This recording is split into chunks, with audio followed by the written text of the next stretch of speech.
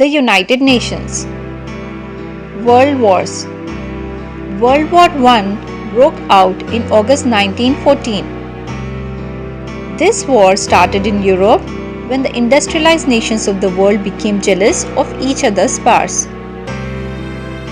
World War II broke out in September 1939. During World War II, USA dropped an atomic bomb over two Japanese cities, Hiroshima and Nagasaki. The formation of the United Nations. After World War II, the nations of the world came together to find a way to prevent wars in the future, and United Nations was born in the year 1945. A set of rules called the Charter of the United Nations was made at a conference in San Francisco, USA, which was signed by 50 member countries on 24th October 1945. Today, United Nations has 193 member countries.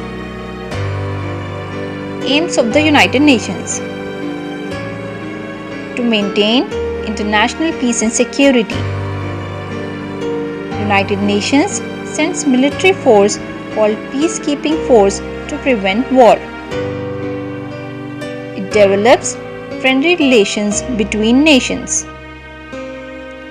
United Nations encourage respect for human rights and the freedom of all the people. To achieve international cooperation in solving economic and social problems.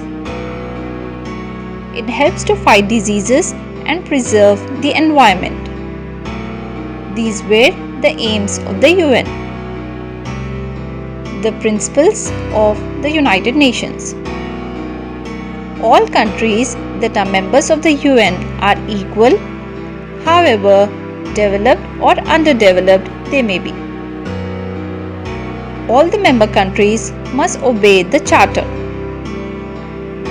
The countries must try to settle their differences by peaceful means. The UN will not interfere in the domestic affairs of any country. Now let us see the structure of the UN. It consists of the General Assembly, the Security Council, the Secretariat, the Economic and Social Council, the International Court of Justice, the Trusteeship Council. Let's begin with the General Assembly. The General Assembly is the main organ of the UN. It is made up of all the 193 member countries. Each country has one vote and they meet once a year. They discuss actions of the UN. Every member country puts forward its ideas and opinions. The Security Council. It is the most powerful organ of the UN and is responsible for maintaining international peace and for restoring peace if a war breaks out. The Secretariat. The people who work in the UN, that is the staff members from the Secretariat. They carry out day-to-day work of the UN. The Economic and the Social Council. The Economic and Social Council work under the General Assembly. It looks after the programs of the UN which helps to develop countries. It also takes care of the programs related to education, health and culture. It looks after several agencies that work for poor and needy. Special agencies. Much of the work of the UN is carried out by specialized agencies. They deal with food aid, health, education, environment and agriculture. Member countries pay for the work of these agencies. That means richer the country, the more they pay. The special agencies of ECOSOC or Economic and Social Council. United Nations Children's Fund or Unicef. United Nations Educational, Scientific and Cultural Organization, that means UNESCO. World Health Organization. Food and Agricultural Organization. And the last is International Labour Organization.